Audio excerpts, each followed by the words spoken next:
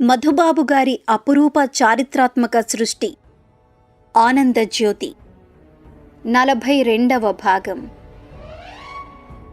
ఎవరికీ అగుపించకుండా దట్టీ వెనుక దుస్తుల్లో భద్రపరుచుకుని ఉన్న పిడిబాకును చేతుల్లోకి తీసుకునే వ్యవధి శ్రీధరుడికి లభించలేదు. గాయపడిన అడవి జంతువు ఓపికను కూడగట్టుకునే లోపుగా విరగబాదినట్లు బడితలతో వీరంగం వేసేశారా వ్యక్తులు. పుట్టి బుద్ధెరిగిన క్షణం నుంచి తన తండ్రి శిక్షణలో ఆయుధ విద్యలు నేర్చుకున్న తను అలా ఇద్దరంటే ఇద్దరి దెబ్బలకు తల్లక్రిందులు అయిపోవటాన్ని జీర్ణించుకోలేకపోయాడు శ్రీధరుడు. మొదటి వ్యక్తి విసిరిన విసురుకు తన శిరస్సు పగిలి నునువెచ్చని రక్తం ముఖం మీదికి జారుతున్నా లెక్క చేయకుండా ఎడమ చేతిని అడ్డుగా పెట్టి అతను కొట్టబోతున్న మరో దెబ్బను కాచుకున్నాడతను. అదే ఊపులో ఆ బడితెను పట్టుకుని బలంగా గుంజాడు. అతని పని అయిపోయిందని, అతను ఇక తమను ఎదిరించలేడని భావిస్తున్న ఆ వ్యక్తి అదిరిపడి పక్కకు దూకటానికి ప్రయత్నించాడు.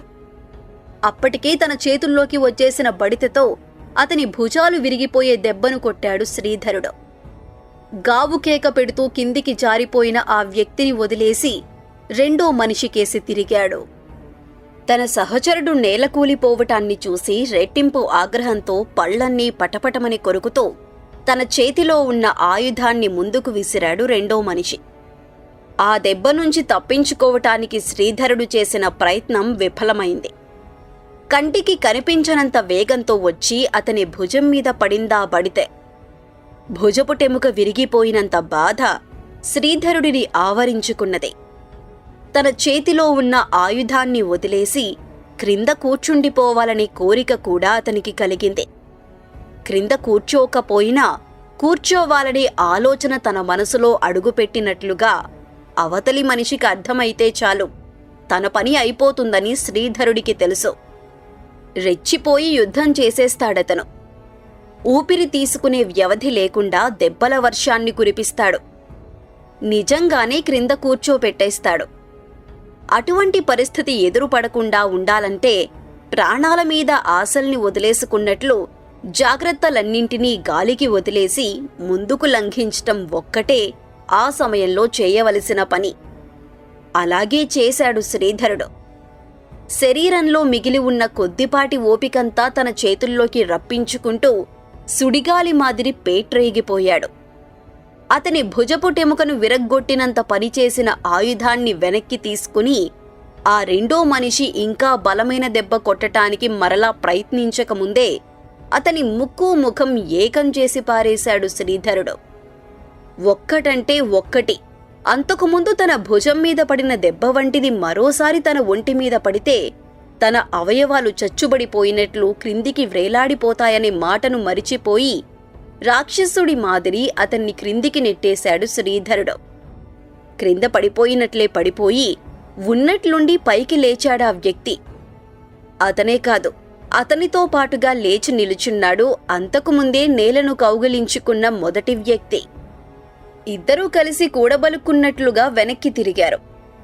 ఏం జరుగుతున్నదో శ్రీధరుడికి అర్థమయ్యే లోపుగా మామిడి తోపు వెనుక భాగంలో ఉన్న ముళ్ల పొదల మధ్యకు వెళ్లి మటుమాయమయ్యారు. ఆగండి, అక్కడే ఆగండి, పిరికి పందల మాదిరిగా పారిపోకండి, ఆగండి అని బిగ్గరగా అరిచి వారిని వెక్కిరించాడు శ్రీధరుడు. వెక్కిరించానని అనుకున్నాడు అతను. ఆ మాటలు అతని పెదవుల వెనకే ఉండిపోయాయి. అవి బయటికి రాకముందే గిర్రున తిరిగాయి కనులు. చేతిలోని బడితెను నేలకేసి అదిమి దాని సహాయంతో నిలబడి ఉండటానికి అతను చేసిన ప్రయత్నాలన్నీ విఫలమయ్యాయి. అతనికి తెలియకుండానే జారి క్రింద పడిపోయిందా ఆయుధం. అది నేలను తాకకముందే దబ్బుమని శబ్దం చేస్తూ విరుచుకు పడిపోయాడతను. కనుల ముందు నల్లటి పట్టుతెరలు వ్రేలాడగట్టిన అనుభూతి తనను ఆవరించుకోవటంతో పాటు తెలివి తప్పిపోతున్న ఆఖరి క్షణంలో అతని మనసులో మెదిలిన మాట ఒక్కటే ఒక్కటి. తనను గాయపరచటంతో తృప్తిని చెంది అంతటితో ఆ విషయాన్ని గురించి ఆ దుండగులు మర్చిపోతే బాగుంటుంది. తను లేని సమయంలో హేమసుందరి జోలికి పోకుండా ఉండాలి. తలమీద ఏర్పడిన గాయంలో నుంచి ఎర్రటి రక్తం అదే పనిగా కారి నేలమీద మడుగు కడుతున్న సమయంలో కూడా అతనికి స్పృహ రాలేదు. మామిడి తోపు వెనుక భాగంలో ఉన్న ముళ్ల పొదల మధ్యలో నుంచి ముంగిస ఒకటి ఆ రక్తపు వాసనను పసిగట్టి మెల్లిమెల్లిగా తన ముఖం దగ్గరికి వచ్చిన విషయం కూడా అతనికి తెలియదు. సూర్యుడు పడమటి దిశగా మరలబోతున్న సమయంలో చల్లటి చేయి ఒకటి నుదిటిమీద పడేసరికి మెలకువ వచ్చి కనులు తెరిచాడు. తెరిచిన వెంటనే అగుపించారు ఇద్దరు వ్యక్తులు. ముళ్ల పొదలలోకి పారిపోయిన వారు తిరిగి రానే వచ్చారని అనుకుంటూ చేతిలో నుంచి జారిపోయిన బడిత కోసం చుట్టూ చూడటానికి ప్రయత్నించాడు. కళ్ళు తెరిచి చూడటానికి కూడా నీకు ఓపిక లేదు. ఎక్కడో పడిపోయిన బడితను వెతికి మా తలల్ని పగలగొట్టాలని మాత్రం అనుకుంటున్నావు. నిజంగా నువ్వు చాలా గొప్పవాడివి అంటూ వెక్కిరించాడు ఆ వ్యక్తుల్లో ఒకతను. అతని ముఖాన్ని గుర్తుపట్టలేకపోయాడు శ్రీధరుడు. కంఠాన్ని వెంటనే జ్ఞప్తికి తెచ్చుకోగలిగాడు. ధనదుపుర సార్వభౌముడు మీకోసం పంపిన రాజభటుల చేతికి దొరికిపోయారని అనుకుంటున్నాను. గర్గుడితో పాటు నువ్వు కూడా ఉరికంబాన్ని అలంకరించి ఉంటావని భావిస్తున్నాను అంటూ తిరిగి తెలివిని కోల్పోయాడు. అది చూసి చెంగున లేచాడు అతనితో మాట్లాడిన కోలాహలుడు. తలమీది గాయానికి గట్టిగా కట్టుకట్టి పట్టుకో, నేను ఇప్పుడే వస్తాను అని తన సహచరుడిని హెచ్చరిస్తూ మామిడి తోట ప్రక్క భాగంలోకి పరుగు తీశాడు. దుమ్ముతో ధూళితో నిండి ఉన్న తన తలపాగాను గట్టిగా విదిలించి శ్రీధరుడి తలకు బిగుతుగా చుట్టి పట్టుకున్నాడు ఆ సహచరుడు. 10 నిమిషాలలో తిరిగి వచ్చాడు కోలాహలుడు. మామిడి తోపు ప్రక్క భాగంలో నుంచి ఏవో ఆకుల్ని తెచ్చి వాటి పసరును శ్రీధరుడి గాయాల మీద పిండాడు. గట్టిపిండం కాబట్టి ఇంతవరకు ప్రాణాలతో నిలవగలిగాడు. మామూలు మనిషి అయినట్లయితే ఈ పాటికి ప్రాణాల్ని పోగొట్టుకుని ఉండేవాడు అని తన సహచరుడితో చెబుతూ శ్రీధరుడిని చేతుల మీద పైకి లేపాడు. వైద్యుడి దగ్గరికి తీసుకువెళ్లవలసిందేనా? తను కూడా లేచి నిలబడుతూ అడిగాడు కోలాహలుడి సహచరుడు. వైద్య సహాయం కంటే ముందుగా ఇతనికి నీటి సహాయం కావాలి.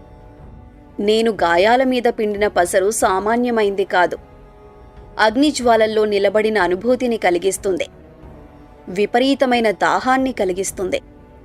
కనులు తెరిచిన వెంటనే త్రాగటానికి నీరు ఇవ్వకపోతే ఊడి క్రింద పడిపోతుంది నాలుక అంటూ వేగంగా అడుగులు వేశాడు. ఆ మాటలు అక్షర సత్యాలని 4 నిమిషాలు కూడా పూర్తిగా గడవకముందే అతని సహచరుడికి తెలిసి వచ్చింది. మామిడితోపు ప్రక్క భాగంలో ఉన్న ఒక చిన్న కొలను సమీపంలోకి పోతూ ఉండగా మరోసారి కనులు తెరిచి బాధాసూచకమైన శబ్దాలు చేశాడు శ్రీధరుడు. దాహం వేస్తోంది. దాహపు బాధతో నా నాలుక విరగలాక్కుపోతోంది అంటూ తన భావాలను వారికి ఎరుకపరిచాడు.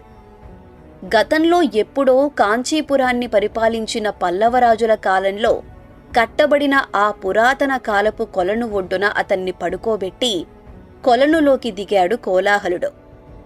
దోసిటితో నీటిని అతని మీదికి వెదజల్లాడు. చక్కటి తామర ఆకును పాత్రలాగా మడిచి నీటిని తీసుకువచ్చాడు. నీటి ముఖం చూసి ఎన్నెన్నో రోజులు గతించిపోయినట్లు ఆబగా త్రాగాడు శ్రీధరుడు. తడి ఆకును ముఖానికేసి అద్దుకుంటూ కోలాహలుడి సహచరుడి వంక చూశాడు. సన్నగా వెదురుచువ్వ మాదిరిగా ఉండే గజదొంగ గర్గుడు అదే పనిగా ప్రయాణం చేస్తూ ఉండటం వల్ల కాబోలు మరింత సన్నబడిపోయినట్లు అనిపించింది అతనికి. ధనదుపురంలోని శ్యామల ఇంటికి తీసుకువెళ్లిన సమయంలో ఎలా ఉన్నాడో ఇప్పుడు కూడా అలాగే అగుపిస్తున్నాడు కోలాహలుడు. గట్టిగా మాట్లాడితే 1-2 వత్సరాలు వయసు తగ్గినట్లు చురుకుగా కదులుతున్నాడు. దోపిడీ దొంగల గుంపులు దక్షిణ దేశాన్ని అల్లకల్లోలం చేయబోతున్న వార్తను విని ఇక్కడ తలదాచుకుందామనే కోరికతో వచ్చాము మేము. వచ్చిన వెంటనే దేవకన్య వంటి యువతి ఎవరో కావేటి రంగని ఎదుట అపూర్వమైన నృత్యాన్ని ప్రదర్శించినట్లు తెలిసింది. ఆ యువతి పోలికలు హేమసుందరికి సరిపోవటంతో నీ గురించి ఆరా తీస్తూ ఇటుగా వచ్చాము. శ్రీధరుడి భుజాలను ఆప్యాయంగా అదుముతూ అన్నాడు గజదొంగ గర్గుడు. నువ్వు ధనదపుర నగరద్వారం దగ్గర పరిచయమైన క్షణం నుంచి చాలా జాగ్రత్తగా చూస్తున్నాను. నువ్వు చేసేవన్నీ ఆలోచన లేని పనులే. నీ అదృష్టం కొద్దీ మేము ఇక్కడికి రాగలిగాము. రాలేకపోయినట్లయితే ఈసరికి నువ్వేమైపోయి ఉండేవాడివో తెలుసా? కనుబొమలు ముడివేస్తూ చిరుకోపంతో అడిగాడు కోలాహలుడు. ధ్వజస్తంభం మీది నగల మూటను నేర్పుగా నీవు రాలగొట్టబట్టి ఉరికంబం మీద నుంచి తప్పించుకోగలిగాడు గర్గుడు. రాలగొట్టలేకపోయినట్లయితే ఏం జరిగి ఉండేదో నువ్వు చెప్పగలవా? శక్తి లేకపోయినా చిన్నగా నవ్వుతూ ఎదురు ప్రశ్న వేశాడు శ్రీధరుడు. తెచ్చిపెట్టుకున్న కోపం చటుక్కున మాయమైపోతుండగా బిగ్గరగా నవ్వి అతని బుగ్గల్ని మృదువుగా తడిమాడు కోలాహలుడు. గర్గుడి గురి చాలా గొప్పదని నాకు తెలుసు. అయినా ఆ తర్వాత నువ్వు రాజభటులలో సృష్టించిన అలజడి మాకు ఎంతగానో ఉపయోగించింది. మేము దూరంగా పారిపోవటానికి వీలు కలిగింది. అందుకు మేము ఆజన్మాంతం నీకు రుణపడి ఉంటాం ఆప్యాయంగా చూస్తూ అన్నాడు. అతను తన గాయాల మీద పిండిన ఆకుపసరు మరోసారి అగ్నిజ్వాలల్లో నిలబడిన అనుభూతిని కలిగించేసరికి నొసలు విరిచాడు శ్రీధరుడు. అటువంటి మార్పు కోసమే ఎదురుచూస్తున్నాడు కోలాహలుడు. చటుక్కున కొలనులోకి దిగి ఇంకోసారి అతని మీద నీటిని చిమ్మాడు. తామరాకుతో తీసుకువచ్చి పెదవుల్ని తడిపాడు. పడమటి దిశలో పడిపోయిన సూర్యుడు తన వెలుగుల్ని ఉపసంహరించుకున్న తర్వాత కూడా అక్కడి నుంచి కదలలేదు వారెవరు. ఆకాశం నిండా నక్షత్రాలు ప్రత్యక్షమైన ఒక ఘడియసేపటి వరకు అక్కడే ఉండిపోయారు. ఆ వ్యవధిలో ధనదుపురం నుండి తాము యువతలకు వచ్చేసిన వైనాన్ని శ్రీధరుడికి వివరించాడు కోలాహలుడు. స్ఫురతా పట్టణం సమీపంలోని చిట్టడవిలో దొంగలపై వెలగపళ్ళు విసిరింది తామేనని అంగీకరించాడు. వైకుంఠపురంలో గ్రామదేవత ఆలయం వెనుక ఉన్న బావిలోకి మోకుల్ని వదిలి అతన్ని పైకి చేదామన్న అంశాన్ని ఒప్పుకున్నాడు. హేమసుందరిని నువ్వు తరళాపురిలో వదిలిపెట్టి యువతలికి వచ్చిన తరువాత నీకు ఎదురుపడదామనే ఉద్దేశంతో చాటుమాటుగానే సంచరించాము. తరళాపురికి పోకుండా మీరు శ్రీరంగం రావటంతో మా అంచనా తప్పిపోయింది. నిన్ను అనుసరించటంలో ఆలస్యం జరిగింది అంటూ తాము అక్కడికి ఎందుకు వచ్చారో తెలియజేశాడు. దక్షిణ దేశాన్ని గజగజలాడించటంతో ఆగకుండా సూటిగా శ్రీరంగం మీదికి వచ్చి పడుతోందని అందరూ అనుకుంటున్న దొంగల గుంపును గురించి అతని అభిప్రాయం తెలుసుకుందామని అనుకున్నాడు శ్రీధరుడు. అంతలోనే అతని భుజాల క్రిందికి చేతిని పోనిచ్చి పైకి లేపాడు కోలాహలుడు. నీకు ఉపయోగించిన ఆకులు నీ అస్వస్థతను చాలా వరకు తగ్గించేసి ఉంటాయి. కాస్తంత ఓపిక పట్టగలిగితే ఇక ఇంటికి వెళ్ళిపోవచ్చు అంటూ లేచి నిలబడటానికి సహాయం చేశాడు. అతని భుజాల్ని వదిలిపెడితే మరోసారి క్రిందికి జారిపోవటం జరుగుతుందన్న అనుమానంతో గట్టిగా పట్టుకుని ప్రక్కనే ఉన్న నీటికేసి తిరిగాడు శ్రీధరుడు. ఇంకోసారి గొంతును తడుపుకుని ఇంటిదారి పట్టవచ్చని అనుకుంటూ 3 అడుగులు వేశాడు అటుకేసి. 4వ అడుగు వేయబోతుండగా అతని దృష్టిని ఆకర్షించాయి కొలను మెట్లకు 2 వైపులా నిలబడి ఉన్న నల్లరాతి ఏనుగు బొమ్మలు. శరీరంలోని రక్తమంతా ముఖంలోకి వచ్చేసిన అనుభూతి వెంటనే కలిగింది అతనికి. కనులు గిర్రున తిరిగి క్రింద పడిపోబోతున్నట్లుగా అనిపించింది. అదిరిపడి అతన్ని గట్టిగా కౌగలించి పట్టుకున్నాడు కోలాహలుడు. ఏమైంది స్నేహితుడా? మళ్ళీ ఏం తెచ్చిపెట్టుకున్నావు నీ నెత్తిమీదకి? ఆందోళన నిండిన కంఠంతో అడుగుతూ చుట్టూ చూశాడు గర్గుడు. అతని బలహీనతకు కారణమైన అంశం ఏదైనా ఆ చుట్టుపట్ల ఉన్నదేమో తెలుసుకోవటానికి. తరాలు గడిచాక కూడా తమ అందాన్ని కోల్పోకుండా గంభీరంగా నిలబడి ఉన్న కొమ్ముటేనుగు బొమ్మల్లో ఒకదాని నడుమును పట్టుకుని మెల్లిగా ఒక మెట్టు మీద కూర్చున్నాడు శ్రీధరుడు. నీ వరుస చూస్తుంటే నీ గాయాలకు నేను చేసిన వైద్యం సరిపోయినట్లు కనిపించటం లేదు. నడిచే ఓపిక నీకు లేకపోతే నా భుజాల మీద వేసుకుని తీసుకుపోతాను. ఇక ఇక్కడ ఉండటం మంచిది కాదని నాకు అనిపిస్తోంది. అతని ముఖంలోకి చూస్తూ ఆందోళనగా అన్నాడు కోలాహలుడు. ఎటువంటి ఇబ్బందికర పరిస్థితి ఎదురైనా ఇసుమంత కూడా చలించకుండా ఎదురెత్తులు వేయటానికి సిద్ధపడే ఆ గజదొంగ సహచరుడిని గమనించి చిన్నగా నవ్వకుండా ఉండలేకపోయాడు శ్రీధరుడు. అవకాశం అంటూ లభిస్తే రాజ్యాలకు రాజ్యాలను దోచుకునే గర్గుడికి గాని అతని సహచరుడైన ఆ కోలాహలుడికి గాని కర్మఠుడి రహస్య నిధి రహస్యం గురించి తెలిస్తే వారి ప్రవర్తన ఎలా ఉంటుందో చూడాలని అనిపించి తన ముంచేతికి ఉన్న రాగి కంకణం వైపు తల ఊపాడు. కోలాహలుడు తనకు చెప్పవలసిన అవసరం లేకుండానే తన దట్టిలోనించి చెకుముకి రాయినొకదాన్ని తీసి మెట్లకు సమీపంలో చిన్న మంట వేశాడు గర్గుడు. ఆ వెలుగులో రాగి కంకణాన్ని పరిశీలించి నోరు వెళ్లబెట్టాడు కోలాహలుడు.